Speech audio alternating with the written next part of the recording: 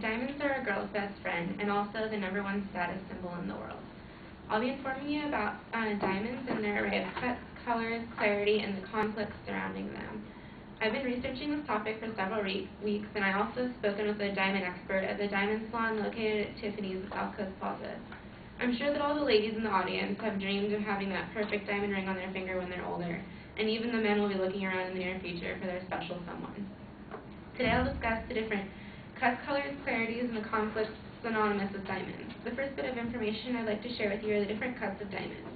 The Diamond Guide online says that there are just fewer than 10 different cuts performed on diamonds in order to give them their shape, contours, and amount of light let into the stone. When I say different cuts, I'm talking about the different shapes in which diamonds are cut in order to satisfy every taste or desire. Many jewelers also perform custom jobs for odd shapes or symbols that a customer may request. Some of the most popular cuts are round, which is this one right over here, and of all the cuts is most popular because of its ability to give the stone the most popular or the most possible brilliance and fire, like the sparkle.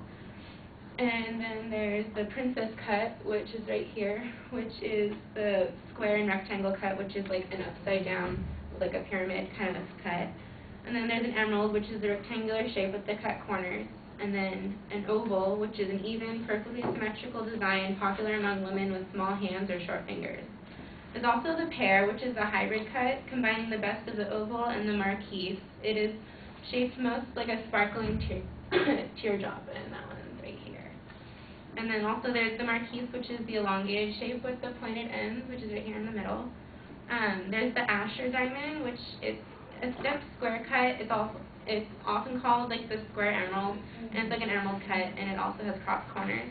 Then there's the heart, which is kind of a newer kind of shape because a lot of people were liking it. It's right over here, and it's basically the pear-shaped diamond with the cleft at the top.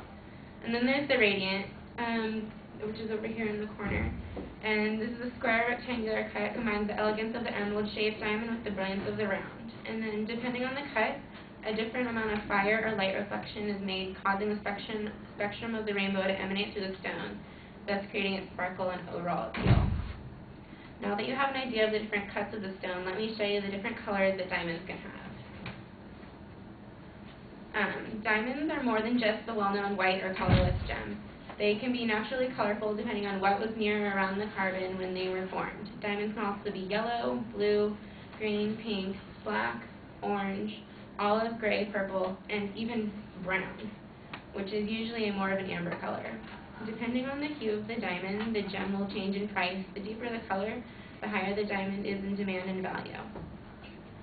I've shown you what cuts and colors diamonds can be, and now I'll show you how they are graded for their clarity. A diamond is graded on their clarity by a scale that determines the number of inclusions or imperfections within the stone. An inclusion is any imperfection within the stone, such as a bubble called a cloud, or an internal or external scratch or nick. The clarity scale is based on the number of inclusions within the stone and is labeled from F to I3. Scale from the highest, flawless, to included to the third level, which is the lowest diamond grade.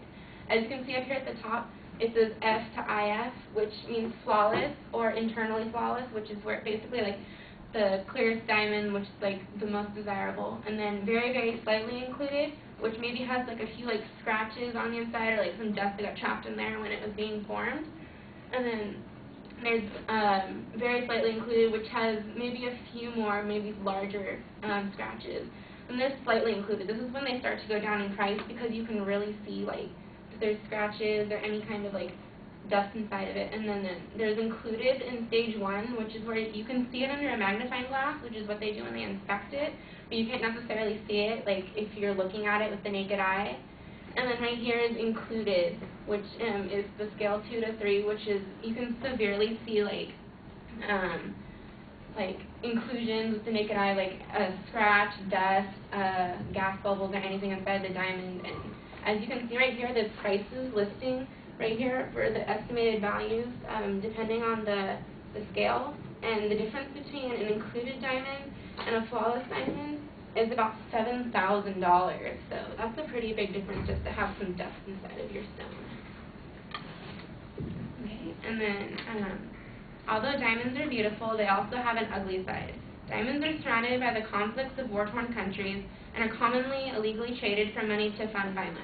These pictures are a little graphic. But, from StopBloodDiamonds.com, I got the information that says these illegally traded diamonds are referred to as blood diamonds because blood of so many citizens of the war-torn countries is shed. A country sadly well known for the trading of blood diamonds is Sierra Leone, a small country in Western Africa. The people of Sierra Leone are forced to mine for diamonds, even children. If they refuse to do it or do it incorrectly, their limbs are cut off, like in this picture right here. He must have refused or wasn't doing it right, and so they just chopped his hands off because they figured he was useless. The heartache has been going on since the 1930s, and it still goes on today. And then right here you can see them panning for it, and then I got this picture right here, and it's basically showing this woman right here that has a diamond necklace on her neck, and then the other side is a woman from Sierra Leone who has basically her neck is like cut and there's blood dripping from her lip because that's what they go through to put that on your neck. And then although in an effort to stop this practice, the Kimberley Process certification was started. The Kimberley Process is an international cooperative monitoring system created to eliminate the flow of conflict diamonds, diamonds that are smuggled out of war-torn regions by those seeking to finance violence.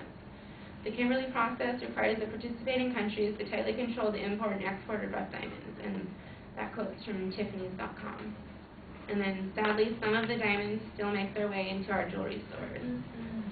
Today I've talked about the cuts, colors, clarities, and conflicts of diamonds, and also, as you can see, there is more to a diamond than just being a very expensive rock.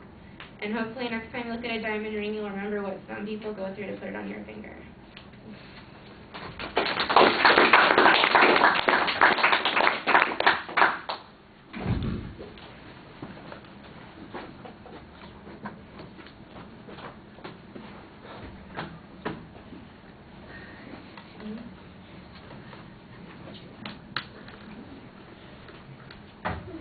So, Rory, what did you think?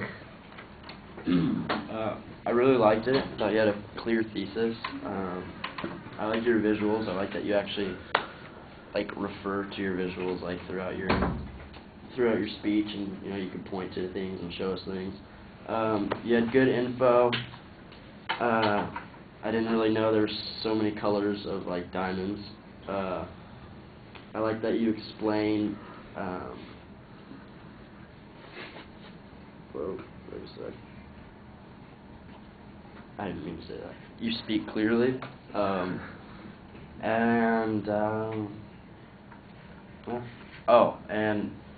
you, at some point you speak a little fast, and that was the only thing that I could really pick out of it.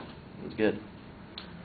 Yeah, well, I'm going to start with a little fast because I thought that you rushed through the thesis statement and your preview. I mean, I know that there's a structure here. I heard it, but the pace at which it's being presented is not helping the audience follow things.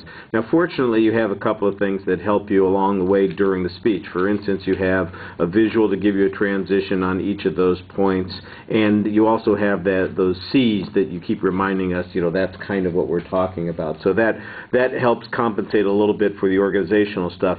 I thought that your transition to the topic was a little ham-fisted. It just seemed kind of obvious, and you could use something a little more interesting in your introduction.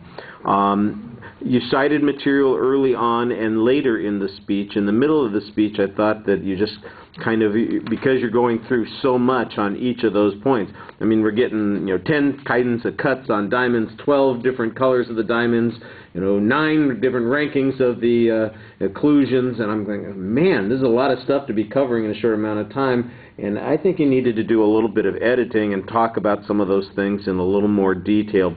Pick and choose some of the things to talk about instead of trying to spread yourself so thin. I like the visuals. I do think that they help structure the speech. And the different kinds of cuts, for instance, are pretty nicely illustrated. And the colors, that's easy to look at. So I thought that they were integrated pretty well in the speech. There were a couple times that it seemed like you were talking to the visual rather than to the audience. And especially in the first half of the speech, there's a lot of reading. I thought you were a little bit better in the last part of the presentation, especially when you're talking about the conflict. I don't think that you need to kind of explain the propaganda photo. It should be self-explanatory there. So there's going through it and just it basically repeats the information of the image that's there. I think that the whole subject about the conflict diamonds could be developed as its own speech, and you could spend a little bit of time on it. It's not clear to me if this is all slavery, if it's a result of economic conditions, if it's all war situations and circumstances that are going on there, and I thought that that's really kind of a separate topic for development. Although it is connected to your main subject, it needed a little bit, sugar.